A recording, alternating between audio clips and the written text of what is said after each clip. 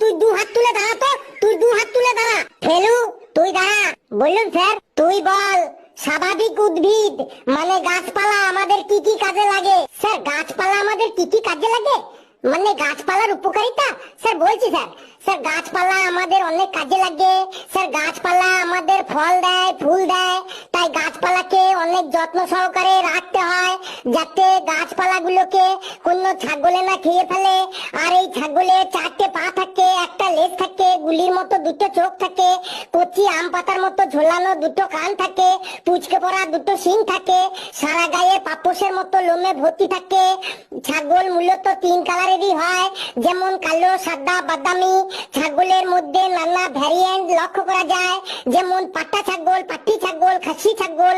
ছাগল কেটে যখন মাংস তৈরি করা হয় তখন তার নাম আর ছাগলের মাংস থাকে না, তার নাম চেঞ্জ হয়ে যায় মটন।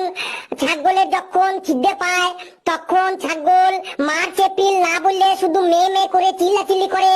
আর খাবারের জন্য ছাগলের মুখটা কন্টিনিউ চুলবু চুলবু চুলবু চুলবু করে। আর ছাগলের পটিগুলো দেখতে লাগে আয়ুর্বেদিক ঔষধের ট্যাবলেটের মতো গুটি গুটি গুটি গুটি গুটি গুটি গুটি গুটি। স্যার কেমন লাগলো স্যার গাছপালার উপকারিতা গুলো? কি আশ্চর্য! আমি বলতে বললাম গাছপালা আমাদের কি কি কাজে লাগে, আর ও ছাগল সম্পর্কে বলে দিল। স্যার গাছপালা ছাগলে খায় তো, আপনি দেখেন।